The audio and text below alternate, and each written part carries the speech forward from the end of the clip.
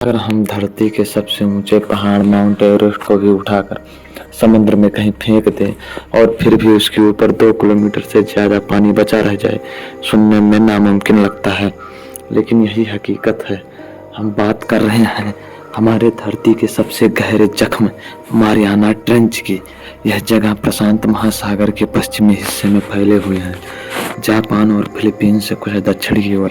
यह जगह पृथ्वी के नक्शे में भले ही छोटी दिखे, लेकिन इसके अंदर ऐसे राज छुपे हैं जो साइंटिस्ट को आज तक पूरी तरह समझ नहीं आए।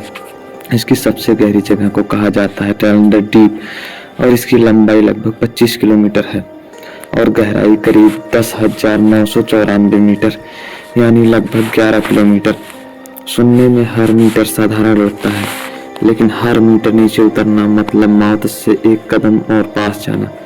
अब सवाल ये उठता है कि आखिर ये बना कैसे है।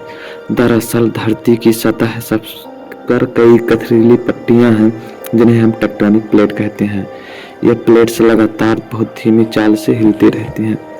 कुछ प्लेट्स आपस में टकरा जाती हैं, कुछ नीचे धंस जाती हैं। जब एक प्लेट दूसरे के नीचे दबती है तो वहाँ एक गहरी खाई बनती है, उसी को ट्रंच कहते हैं। और सबसे गहरी खाई जो बनी वही है हमारी मारियाना ट्रेंच। यहाँ पैसिफिक प्लेट धीरे धीरे मारियाना प्लेट के नीचे सिकुड़ती है और करोड़ों सालों से धरती अपने सीने में यह गहराई बढ़ाती जा रही है। ऊपर से देखने पर यह बस नीला पानी लगता है, लेकिन अंदर कदम रखते ही सब कुछ बदल जाता है। ऊपर सतह पर जहाँ सूरज की रोशनी चमकती है, मगर जितना नीचे जाते हो उतना अंधेरा बढ़ता जाता है। कुछ 100 मीटर नीचे ही रोशनी खत्म होने लगती है और दबाव तेजी से बढ़ता है। 1 किलोमीटर नीचे जाओ तो ऊपर से आने वाली लहरें तक महसूस नहीं होती। 5 किलोमीटर नीचे जाते जाते तापमान गिर जाता है और अब आप एक ऐसी दुनिया में हैं जहां इंसान का कोई नामो निशान तक नहीं है। सोचिए, इतनी गहराई में किसी साधारण डिब्बे को रखा जाए तो उसका मेटल का स्ट्रक्चर कुछ सेकंड में पिचक जाएगा। वहाँ का पानी का दबाव 1100 गुना ज़्यादा है, यानी अगर किसी इंसान को वहाँ उतार दिया जाए तो शरीर तुरंत मसल जाएगा। यही वजह है कि वहाँ पहुँचना हमेशा विज्ञान और तकनीकी की सबसे बड़ी चुनौती रही है। अब बात करते हैं कि यहाँ नीचे आखिर होता क्या है। सबसे नीचे का हिस्सा काला अंधेरा है, इतना काला कि अगर आपकी आंखों के सामने टॉर्च भी हो तो आपको सिर्फ धुंधला पानी दिखेगा। यहाँ कोई रंग नहीं, कोई आवाज नहीं, कोई रोशनी नहीं, सिर्फ ठंड और दबाव और अंधेरा। लेकिन सबसे हैरानी वाली बात तो यह है कि इतने एक्सट्रीम माहौल में भी जीव मौजूद हैं, ऐसे जीव जो हमारे पृथ्वी के बाकी हिस्सों से बिल्कुल अलग हैं। यहाँ पाए जाते हैं जायंट एम्फीबर्ड्स, स्नेल फिश और कई तरह के बैक्टीरिया जो पत्थरों के अंदर मिलने वाले केमिकल पर जिंदा रहते हैं।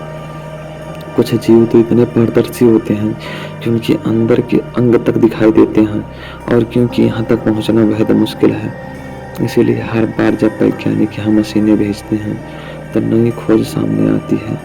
कई बार नीचे से ऐसी आवाज़ें रिकॉर्ड हुई हैं जिनका सोर्स आज तक पता नहीं चल पाया। ये आवाज़ें समुद्री भूकंप भी हो सकती हैं, या फिर ऐसे जीवों की जो अभी इंसानों की नज़रों में आया ही नहीं। मारियाना ट्रेंच सिर्फ गहरा नहीं बल्कि बेहद पुराना भी है। इसके किनारे धीरे धीरे नीचे की तरफ धंसते जा रहे हैं, क्योंकि यहाँ 2 टेक्टोनिक प्लेट आपस में टकरा रही हैं। ये वही जगह है जहाँ समुद्र की तलहटी को पृथ्वी अपने अंदर खींच रही है। यही कारण है कि ये लगातार और गहराता जा रहा है। यानी मारियाना ट्रेंच को ये ऐसा छेद नहीं है जो अचानक धरती में बन गया हो। यह प्लैनेट के मूवमेंट, टक्कर और घिसने का रिजल्ट है। इसी संरक्षण का दूसरा पार्ट है, दूसरे साइड ज्वालामुखी भी बनते हैं, इसीलिए इस एरिया के आसपास बहुत सारे ज्वालामुखी और भूकंप वाले इलाके भी मिलेंगे। इसे हम रिंग ऑफ फायर कहते हैं। अब जरा सोचो, अगर हम सतह से धीरे धीरे नीचे उतरना शुरू करें तो रास्ते में क्या क्या बदलेगा। सबसे ऊपर है वो हिस्सा यहाँ हम लोग स्विमिंग करते हैं, बोट चलाते हैं, इसे कहते हैं सरफेस या सनलाइट जोन। यहाँ तक सूरज की रोशनी अच्छे से आती है। प्लांट्स, मछलियाँ, कोरल रीफ, सब कुछ यहीं होता है।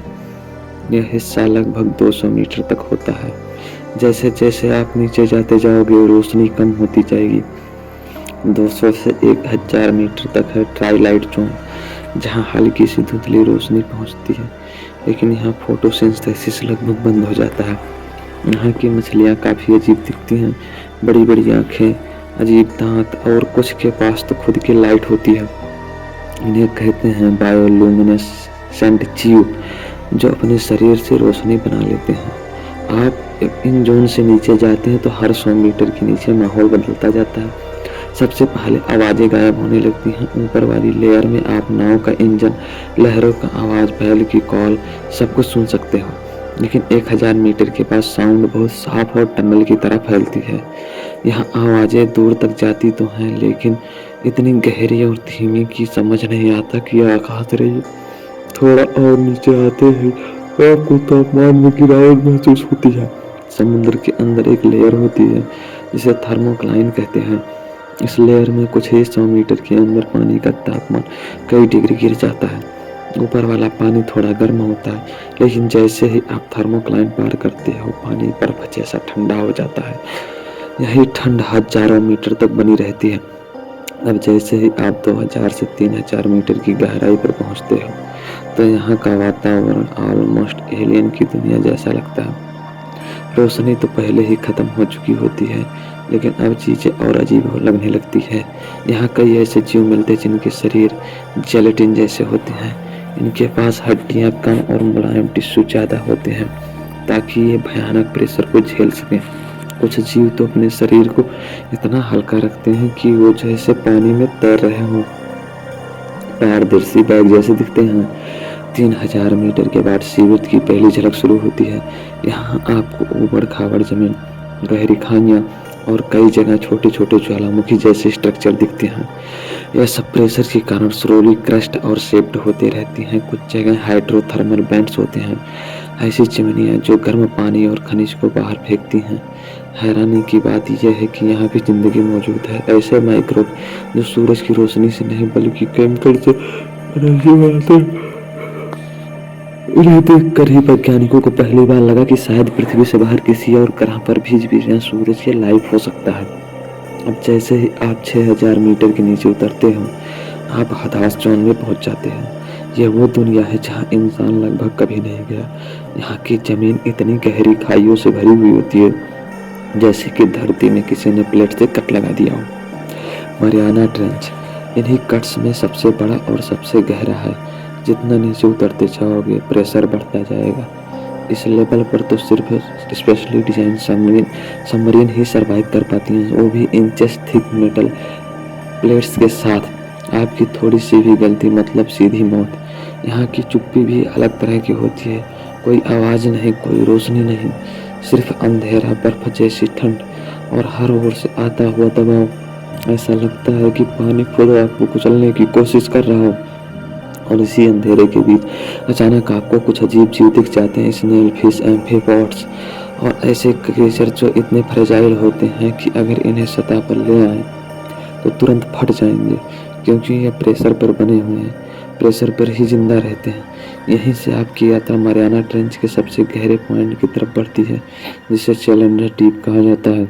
अब सवाल आता है कि इतनी गहराई पर, इतने प्रेशर और इतनी ठंड में कोई जिंदगी हो भी सकती है? अगर है तो कैसी? अजीब बात यह है कि हाँ, वहाँ जिंदगी है, और काफ़ी इंटरेस्टिंग और अजीब। मरियाना ट्रेंच और बाकी गहरे ट्रेंच वाले इलाकों में साइंटिस्ट ने तरह तरह के विचित्र जीव देखे हैं। यहाँ रहने वाले ज़्यादातर जीव नरम शरीर वाले होते हैं, जिनमें हड्डियाँ या तो बहुत कम होती हैं या बिल्कुल नहीं होती, ताकि वो प्रेशर के साथ एडजस्ट कर सकें। कुछ खास तरह की मछलियाँ, जिन्हें स्नेल फिश कहा जाता है, इन्हें मरियाना स्नेल फिश भी कहा जाता है, इतनी गहराई पर भी आसानी से तैरती देखी गई। ये देखने में काफ़ी नाजुक लगती हैं। ट्रांसपेरेंट सी स्किन और कोई फैंसी रंग नहीं, पर इनका शरीर अंदर से ऐसे बना है कि वो उस जबरदस्त प्रेशर को हैंडल कर सके। फिर हैं ऑफीफोर्ड्स, झींगा जैसे छोटे छोटे जीव जो कभी कभी जायंट साइज में भी मिल जाते हैं। इसके अलावा यहाँ अजीबोगरीब सी क्यूकम्बर्स, कीड़े और चीनोफोर्स नामक के सिंगल सेल वाले लेकिन बहुत बड़े साइज वाले जीव भी यहाँ पाए जाते हैं। एक सिंगल सेल ऑर्गेनिज्म पर साइज कई सेंटीमीटर तक वहाँ माइक्रोस्कोपिक लेवल पर बैक्टीरिया और माइक्रोब्स की पूरी दुनिया है जो हमारे जैसे सूरज की रोशनी पर डिपेंड नहीं करती। ये केमिकल्स पर जीते हैं, जैसे समुद्री तल से निकलने वाले मिनरल्स, मीथेन और दूसरी गैसें। जहाँ सतह पर पेड़ पौधे सूरज की रोशनी से एनर्जी लेते हैं, वहीं गहराई में ये छोटे छोटे जीव केमोसिंथेसिस के जरिए अपनी एनर्जी बनाते हैं। ये गहरे वाले माइक्रोब्स हमारी धरती के लिए भी बहुत इम्पोर्टेंट हैं। ये डीके, कार्बन साइकिल और कई सारे बायोलॉजिकल प्रोसेसेस में हिडन रोल निभाते हैं। कई साइंटिस्ट मानते हैं कि ऐसे एक्सट्रीम जगहों पर लाइफ को समझना हमेशा हमें ये भी सिखा सकता है कि दूसरे ग्रहों और चांदों पर भी लाइफ कैसे हो सकती है। चलिए टाइम मशीन ऑन करते हैं और देखते हैं इंसान ने पहली बार इस डरावनी गहराई को कैसे मापा और कैसे वहां तक खुद पहुंचने की हिम्मत की। 19वीं सदी के आखिर में जब दुनिया भर में एक्सप्लोरेशन का जमाना चल रहा उस समय एक ब्रिटिश जहाज था, डीप चैलेंजर। 1870 में दुनिया के अलग अलग हिस्सों में समुद्र की गहराई नापनी शुरू की। उसी ने पहली बार इससे रस्सी और वजन डालकर यह अंदाजा लगाया कि यहाँ बहुत गहरी जगह है। उस जगह को बाद में नाम दिया गया चैलेंजर डीप, उसी जहाज के नाम पर। उस वक्त करीब 8000 मीटर से ज़्यादा गहराई मिली थी, जो उस समय के हिसाब से माइंड ब्लोइंग थी। फिर 1950s में जब टेक्नोलॉजी और सोनार सिस्टम आए, 1951 में एक और जहाज HMS चैलेंजर 2 ने यहाँ दोबारा गहराई नापी और इस बार रिजल्ट आया करीब 10,900 मीटर के आसपास। दुनिया को पहली बार पता चला कि धरती का सबसे गहरा पॉइंट यही है। पर असली पागलपन 1960 में शुरू हुआ। उस समय एक खास तरह की डीप सी सबमर्सिबल बनाई गई जिसका नाम था ट्रिएस्ट। ये एक तरह की गहरी समुद्र की कैप्सूल जैसी सबमरीन थी। 30 जनवरी 1960 को याकपी का आकार और डॉन वॉल्स, दो इंसान ने मिलकर क्रिएस्ट में बैठकर लगभग 11 किलोमीटर गहराई तक उतरने। सोचो उस जमाने में जब आज जैसा डिजिटल टेक, एक्यूरेट सेंसर और हाई मटेरियल नहीं थे। दो आदमी एक छोटी सी कैप्सूल में बैठकर धरती के सबसे गहरे पॉइंट तक गिरे। नीचे पहुंचने में उन्हें लगभग 5 घंटे लगे और ऊपर आने में भी कई घंटे। इतनी गहराई पर उन्होंने समुद्र के तल पर मिट्टी, सॉफ्ट सैंड और कुछ हलचल भी देखी और रिपोर्ट किया कि शायद वहाँ कुछ तरह की लाइफ भी मौजूद है। ये मिशन उस समय लगभग चांद पर जाने जैसा था। फिर कई सालों तक कोई इंसान वहाँ नहीं गया। बीच बीच में रोबोटिक और अनमाइंड वाहन को भेजा गया।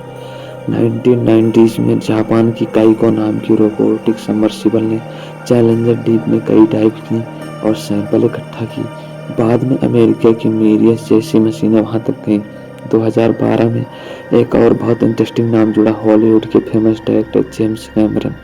जी हाँ, वही जिन्होंने टाइटैनिक और एवेटार जैसी फिल्में बनाई। उन्हें डीप सी एक्सप्लोरेशन का बहुत शौक था।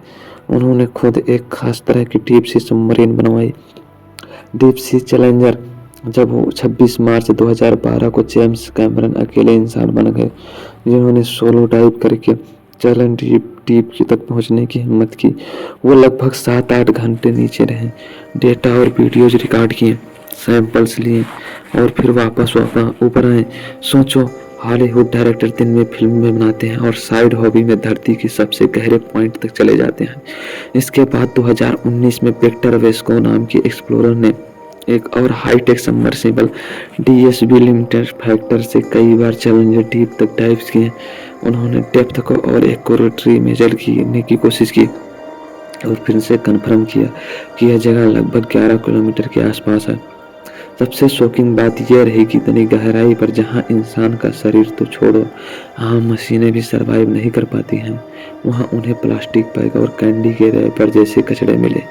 यानी हम इंसानों का पॉल्यूशन इतनी गहराई तक पहुंच चुका है। अब आप सोच रहे होंगे कि डेप्थ हर बार थोड़ा अलग क्यों आती है।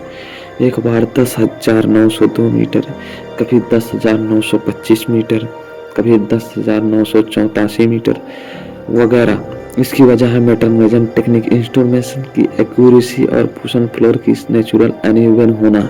सोनर वेव जाते हैं, वापस आते हैं, पानी का टेम्परेचर, सैलिनिटी, प्रेशर, ये सब स्पीड पर असर डालते हैं, इसलिए कुछ मीटर का फर्क आ सकता है। लेकिन ब्रॉडली मान लो कि चैलेंजर डीप लगभग 11 किलोमीटर गहरा है। अब चलते हैं एक और इम्पोर्टेंट सवाल पर। आखिर हम इतने पैसे और रिसोर्सेज लगाकर ऐसी जगह क्यों स्टडी करते हैं जहां ना हम रह सकते हैं, ना वहां कोई शहर बन सकता है। सबसे पहले तो अर्थ साइंस। मारियाना ट्रेंच जैसी जगह हमें प्लेट टेक्टोनिक समझने में मदद करती है कि धरती के अंदर क्या चल रहा है, भूकंप क्यों आते हैं, ज्वालामुखी कैसे बनते हैं, फ्यूचर में कौन से इलाके ज़्यादा डेंजरस हो सकते हैं। दूसरा, क्लाइमेट और कार्बन साइकिल। गहरे महासागर पृथ्वी का सबसे बड़ा कार्बन स्टोर हाउस है। जब सतह से ऑर्गेनिक मेटल नीचे गिरता है तो कुछ हिस्सा ट्रेंचेस तक पहुंचकर परमानेंटली लॉक हो सकता है। यह सब प्रोसेस ग्लोबल वार्मिंग और क्लाइमेट चेंज को इनडायरेक्टली अफेक्ट करते हैं। तीसरा, बायोलॉजी और मेडिसिन। मारियाना ट्रेंच जैसे एक्सट्रीम एनवायरनमेंट में जो माइक्रो ऑर्गेनिज्म रहते हैं उन पर रिसर्च करके हम नई दवाइयाँ, नए एंजाइम्स और नए बायोकेमिकल प्रोसेस डिस्कवर कर सकते हैं। कई बार ऐसे माइक्रोब में ऐसे कंपाउंड मिल जाते हैं जो कैंसर रिसर्च, एंटीबायोटिक या इंडस्ट्रियल यूज में काम आ सकते हैं। चौथा, टेक्नोलॉजी। इतनी गहराई पर काम करने के लिए जो material, sensor, cameras, communication system बनते हैं उनका इस्तेमाल बाद में space exploration, deep mining, oil and gas और कई दूसरे फील्ड्स में भी होता है। यानी deep sea exploration scientific R&D के लिए एक तरह का प्लेग्राउंड है। लेकिन पिक्चर का डार्क साइड भी है, पोल्यूशन और हमारी लापरवाही। आपने अभी सुना कि बैक्टर बिस्कुटों को वहाँ प्लास्टिक मिले। हाल के सालों में रिसर्च में भी देखा गया कि डीप सी क्रिएचर्स के शरीर में माइक्रो प्लास्टिक्स और टॉक्सिक केमिकल्स तक पहुंच चुके हैं। यानी हमने प्लास्टिक और केमिकल्स इतने स्केल पर यूज किए हैं कि वो बारिश, नदियों और समुद्र के जरिए घूमते घूमते धरती के सबसे आखिरी कोने तक जा पहुंचे। यह बात हमें ये सोचने पर मजबूर करते हैं कि सिर्फ जगह जैसा कोई कॉन्सेप्ट अब प्रैक्टिकली बचा ही नहीं है। जो कचरा हम ऊपर जनरेट करते हैं उसका असर गहरे समुद्र से लेकर एटमॉस्फेयर और ग्लेशियर तक हर जगह दिख रहा है। अब थोड़ा बात करते हैं मिथ्स और गलतफहमियों की। बहुत लोग सोचते हैं कि मारियाना ट्रेंच बॉटमलेस है, यानी इसका कोई तल नहीं। ये गलत है, इसका तल है, बस बहुत गहरा। कुछ लोग सोचते हैं कि वहाँ giant monster, Godzilla type creature रहते हैं। साइंस के पास ऐसा कोई सॉलिड सबूत नहीं है। हाँ, वहाँ के जीव अजीब और अलग जरूर हैं, पर फिलहाल किसी फिल्म जैसी ह्यूज मॉन्स्टर जैसा कुछ नहीं। दोस्तों, यह थ्योरी, ये बातें आपको कैसी लगी, और हमारे चैनल को ज़्यादा से ज़्यादा सब्सक्राइब कर सपोर्ट करें। फ्रेंड्स, मैं एक छोटा सा यूट्यूबर हूँ और मैं अपने थ्रू ऐसी नॉलेज को, ऐसी चीज़ों को लोगों के पास पहुँचाना चाहता हूँ जिससे लोगों को दुनिया और समाज के बारे में ऐसी ऐसी जानकारियाँ मिले और वो जागरूक रहें। दोस्तों, क्लाइमेट चेंज एक बहुत बड़ी मुद्दा है, इससे हम सभी को लड़ना चाहिए, पॉल्यूशन कम से कम करना चाहिए। और फ्रेंड्स, चैनल को लाइक करें, शेयर करें, सब्सक्राइब करें। आप लोगों से हाथ जोड़ के विनती है, ज़्यादा से ज़्यादा सपोर्ट करें। धन्यवाद।